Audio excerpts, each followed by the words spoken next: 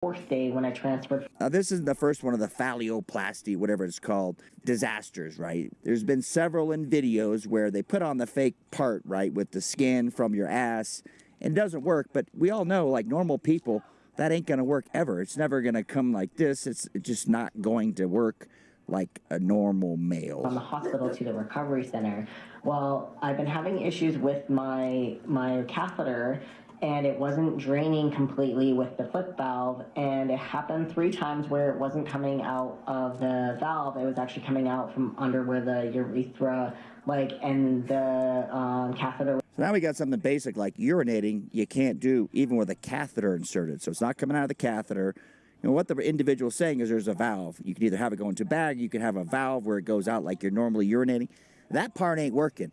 Where it's going into the fake Johnson, it's not right. Like the skin's, no surprise there, right? No shocker to me. Inserted. So basically what's going to happen now is that I'm going back to a bag, which is, kind of inconvenience, but also, annoying. I was hoping to get over the complications with that, and it was seeming to be going really well for a day and a half because they ended up giving me spasm medication, which we thought worked, but no. So we got a young individual here, all sorts of medications, catheters, valves, can't urinate normally.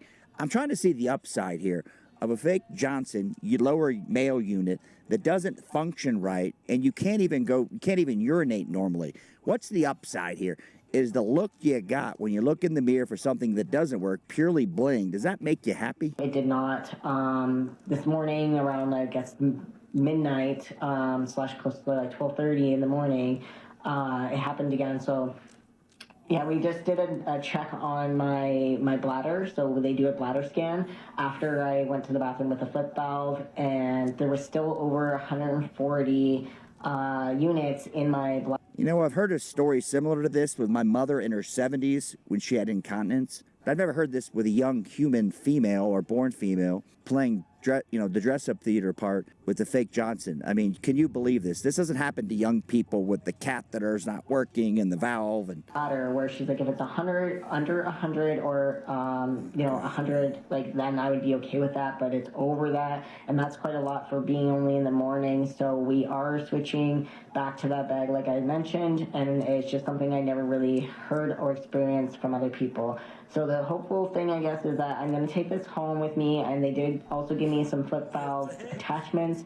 I'm going to try and go back to the flip valve. So it's not foot valve, it's flip valves, like a regular valve. This person's got a tad of a speech impediment. But the bottom line so far is it ain't going very well. Stay in a couple extra days. Hopefully that my body just needs an extra adjustment. Yeah. Otherwise, I may have to stay on it, which also then, though, could give me complications. Just the body needs a little extra tweak, right? A little extra adjustment with the skin ripped off and taking the urethra and putting it down some fake thing. And, it's all totally normal. It's the best way. It's for your mental health. You have to use a catheter when you're 22 years old. Seems right, my friend. End of it, because with the flip valve, it's giving your bladder that same feeling like I'm full, whereas with a bag, it's just draining completely, so it doesn't have that same muscle. So it could cause complications. It's a nice morning in Yellowstone. Took a gander at this stuff here. It's about to blow any moment now. They can't even get the lyrics right. My shadow's the only thing that walks beside me. Good evening and welcome to Tucker Carlson. Tonight there are an awful lot of forgotten little towns in this country, and Braddock, Pennsylvania is definitely one of them. It's only 11 miles outside Pittsburgh, but Braddock is basically empty at this point. Only 1,700 people live there. That's down from a population of more than 18,000 during the Second World War. Braddock is now so underpopulated that you can buy a 4-bedroom home there with a 2-car garage right in the middle of town for $3,000. Don't believe it? Check it out yourself on Realtor.com. So, you know the story. For decades, the biggest employer in Braddock was manufacturing, something called the Edgar Thomson Steelworks. In fact, Andrew Carnegie built it there, along with his first stone public library, which still stands. So for generations, Braddock, Pennsylvania was a real place, and then, inevitably, the steel plant closed, and the usual disasters arrived: unemployment, hopelessness, drugs. People left by the thousands. But one man saw an opportunity in Braddock, Pennsylvania. Not an opportunity for the town, but an opportunity for himself. That man's name was John Fetterman. Fetterman was 35 years old and had never in his life had a real job. Fetterman was not from Braddock, hardly. He grew up in an affluent neighborhood 4 hours away. Fetterman had spent his adult life going to school, first to business school, then to Harvard for a so-called Masters of Public Policy, which for the uninitiated is an utterly meaningless document that you pay hundreds of thousands of dollars to get in order to tell people that you went to Harvard. But in Fetterman's case, it wasn't expensive at all. It was free. His dad paid for it and paid for everything else. As the Philadelphia Inquirer put it, for a long stretch lasting well into his 40s, deep into middle age, Fetterman's main source of income came from his parents. They gave him and his family $54,000 in 2015 alone. In other words, John Fetterman was a classic trustafarian, a flaky middle-aged man looking for a purpose in life. And in Braddock, Pennsylvania, he found one.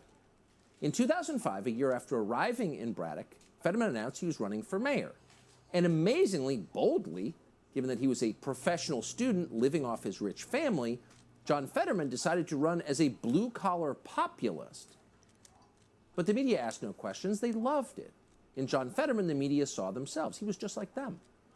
So Fetterman narrowly won the race, and then the campaign to boost John Fetterman's career began in earnest. The Guardian newspaper described John Fetterman as the coolest mayor in the country.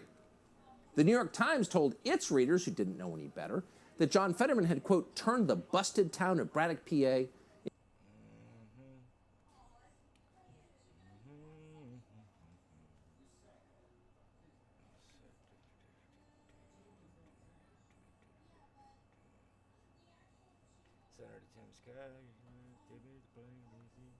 Ooh, racist, more racist, huh?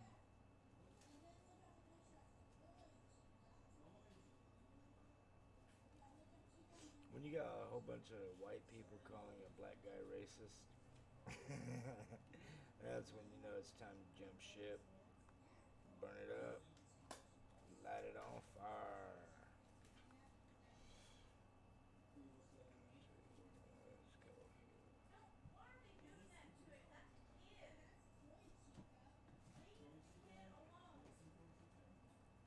So I have a quote from you here. It says, I think that they're meaning the Black Lives Matter movement, whole existence is just a liberal progressive socialist movement to make sure that they keep the black community on the 21st century economic plantation that's been created by the left. Would you like to clarify that? I can clarify it very easily. You can follow the money, and the money of Black Lives Matter goes back to a guy, George Soros, so that tells you one thing. And let me tell you, all lives matter. It's not just about Black Lives Matter, okay? Now, if you really are concerned, start talking about school choice in the black community. If you really are concerned, start talking about the decimation of the black family, which I don't hear. Do not be manipulated by people that are using you as a political tool so that you can keep your own people suppressed. Get off the plantation and think on your own.